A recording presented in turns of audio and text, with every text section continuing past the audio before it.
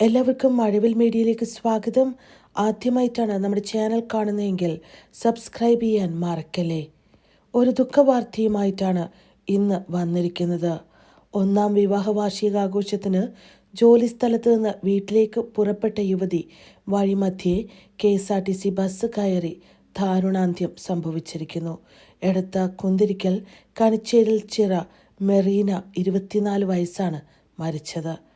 രാത്രി 8 മണിയോടുകൂടി അമ്പലപ്പുഴ തിരുവല്ല സംസ്ഥാന പാതയിൽ കോളമംഗലം ബിവറേജസ് ഔട്ട്ലെറ്റിന് സമീപത്ത് വെച്ചാണ് അപകടം സംഭവിച്ചത്.